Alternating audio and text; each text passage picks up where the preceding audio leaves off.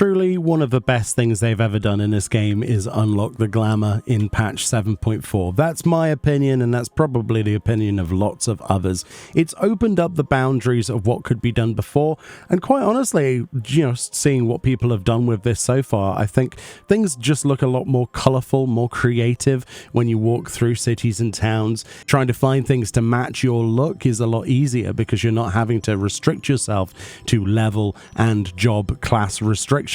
So if I wanted to find something with a perfect brass, for example, there is a lot more options open to me with the access to tanking pieces. It's just overall a really good thing, and I'm barely scratching the surface of its potential personally, with many of my ideas for cool looking glamours being locked behind the idea that I need to reacquire gear that I've previously thrown away simply because I don't play scouting enough, so I threw away all of that gear, only to realize now that, yeah, it would have been nice to keep some of that stuff, especially when it comes to raid content gear. But on the flip side, that is a positive as well, because it means I get to revisit a lot of that content for an actual reason this time, rather than just for Mogtome events and the like. One of the most surprising outcomes so far is that we've discovered that whilst there are job and class restrictions on weapons still, that does not seem to be the same for everybody, with scholars and summoners be able to actually share glamours between their books. So you can actually apply a summoner glamour to a scholar book and vice versa, which means you have access to all of those relic weapons if you have those on either scholar or summoner, to make potentially the perfect look to match the rest of your gear. Something else that I've toyed with playing with is the idea of playing my white mage in PvP and using a wand and a shield, because if you remember, that is still something that white mages can do from the conjurer early levels. And of course that means since we have access to the glamour system, we can apply shield glamours to that shield. So instead of me walking around with the wooden shield, I can give myself a paladin relic, for example, that's really glowy, and maybe the Mog wand, and then I can go in with a full set of plate mail into PvP and potentially confuse people when they're expecting to see a paladin walk past with a shield, when in reality it's a white mage healing them. Of course, there is still the fact that I'm not able to use the stats of those items, and of course using a wand and a shield is suboptimal, but in PvP you can be completely naked. It doesn't take stats into account, so that's one of the few places where you could do something like that. Something else that has definitely opened the doors is NPC recreations. This is something that I started quite a while ago, where I mentioned on those videos. The intention of those videos was to create a lifelike representation, nearly one-to-one of the character as we see it in the game. A lot of the problem with that, though, is a lot of NPCs in the game, especially later game, were mixing and matching different set pieces to make a cool looking character. The NPCs essentially got the glamour unlock way before we did as players, and that was always a limitation. But now we can readily recreate characters like Chloe Aliapo because we have access to cross-class, cross-job of level restrictions, removed glamours. We can remake pretty much any character you can think of down to a certain percentage. The only other percentage that we do not have access to is different unique face types, right? So if an NPC has a unique face designed outside of what we can add to character creation, then that's something we can't do, but we can get pretty close. The other thing that prevents a lot of NPC recreations recently is there's been a lot of NPCs added to Solution 9. And NPCs in Solution 9 have very interesting hair colors, many of which I would love to see on our characters one day, but for now we are limited to our sort of muted tones, whereas the NPCs walk around with these bright neon colors, and I really hope that's something that they can add in the future to character creation. I believe they mentioned in the next expansion they want to advance the character creation and make it so that there are more features. They talked about tattoos at one point, and in the current market of character creators in other MMORPGs, Final Fantasy XIV is a little bit behind in that regard. You know, most of us only have access to 4 face options, for example. It would be nice to be able to add a bit of uniquity to our characters that currently isn't available. One of the other advantages is obviously low-level players, and indeed our free trial players, such as my free trial account here. The accessibility to this feature isn't locked off either, so if I wanted to, I could walk around as a low level with a plundered cuirass on an acolyte's robe and play Arcanist. You know, there's no restrictions there at all. And if there is a vendor that you can access on a free trial, such as places like your Grand Company building, which has vendors there, and things like that. Any vendor that you can access, if you walk around and find something for a high level than your own and other jobs, then of course you can expand a little bit further. And if you're not on a free trial, for example, if we were to purchase this level 94 Sarsenet chest wrap of casting for 40 grand, which probably is a little bit expensive, it'll tell us we can purchase this despite being unable to equip regardless. And there it is in our inventory, for example. And obviously we can't equip this. It has a red X next to it.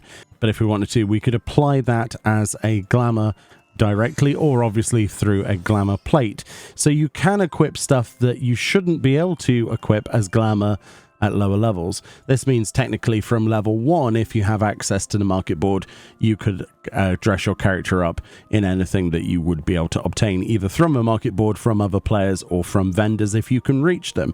Which of course means that the glamour dresser is no longer kind of locked behind a sort of end game activity, and more of something everyone can access. You can just place anything you like in there as long as it is something that is tradable, and then go and make a plate with that and apply that to whatever you want. So your time going through the game will probably be a lot more enjoyable, including on free trial as well. Things I don't like then, well, we didn't get any more glamour storage applied in this patch, and we didn't get any more glamour plates. So we're still working with the same 800 slot requirement, which seems like a lot, but with this expansion of a glamour system, even people who didn't have a problem prior to this are going to probably get to that point sooner rather than later, and we do really need more spaces in the future, so I'm sure that's something we'll see in a subsequent patch. Hopefully not having to wait until the next expansion, but we'll have to wait and see. One of the features in 7.4 that does alleviate a bit of that is the ability to store more items as outfit glamours, and this is indicated by a empty glamour dresser icon on an item in your glamour dresser. If you find something that has this icon, then essentially that means you can take that out, find the full set, and then apply that whole full set as one singular piece as a outfit rather than a singular piece. The restrictions on that is that outfit glamours cannot store dye information, so of course if you still want to have something stored with an expensive dye, you will still have to store it separately. If you do want to find the glamour dressable or outfittable items, there is a new filter system on the glamour dresser itself, as you can see, that allows us to tick that box and be able to see all of the things that could be taken out and reapplied as an actual outfit. This has saved a lot of space. Another thing obviously that saved a lot of space with a glamour unlock system is that I've no longer had to keep 5 of the same necklace type with different role requirements from the Drowned City of Scala, for example. That's one of my favorite necklaces. There are slight differences in some necklaces in the game, but a lot of the time they're just exactly the same style. But if you wanted to apply those to different jobs, it was obviously something you would have to go and get another earring or another accessory. So I think a lot of people have got rid of the duplicates now, and that's reduced the sort of bloat. There are of course still more ways that this could be improved. The outfit system is great, but the armoire itself could be expanded, I think, to even more things. There are 22 combat-related jobs in this game, if you include Blue Mage, which, you know, you have to because it has its own gear. And there are also 11 Disciple of Hand and Land in the game. And as we go into future expansions, I think it would only be fair for us to have the artifact-related gear or gear related from those quests to be added into the armoire, because otherwise people are just going to be relying on the Calamity Salvager to go and repurchase things for glamour when they want to use it, which is fine, but I do think there needs to be a better solution, and the armoire could be the best solution for that. There are far too many pieces of gear that I throw away just having to repurchase from a vendor later because I'm like, oh yeah, that looked good. And especially now we have this unlock.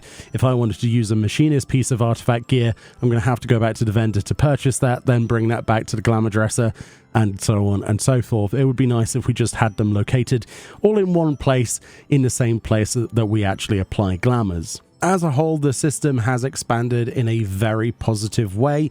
Is it perfect? No. Is it as good as some other games out there? Certainly not. The image storage system in World of Warcraft is still far superior. I would still like an image to be stored rather than a physical item. I think that would fix a lot of the issues in Final Fantasy XIV Online with those storage limitations, if they could somehow figure that out. Aside from that, though, honestly, there isn't too much to ask for other than more expansion. Obviously, race-related gear would be nice to see expanded on, so we could use, you know, like Viera feet, for example, on a Mikote. But again, that might be a little bit more of coding than I'm thinking about right now. But yeah, in general, more storage, more usability options, and better access would make this system closer to the perfection that it is leaning towards, and any improvement at this point is a welcome one. Let me know what you think about the Glamour system updates in patch 7.4. If you, like me, have been weeding through your Glamour dresser, reapplying things as outfits, and trying to get rid of those duplicate accessories, and let me know how you feel about it. What would you like seen added to the Glamour system in Final Fantasy XIV? If you could ask for one single thing, what would it be in a future expansion? Anyway, much love, more videos from 7.4. I thought it'd be interesting to put a little discussion together and a bit of feedback based on my thoughts. But yeah, I'm interested to see what you think of. Much love, and I'll see you all in the next video.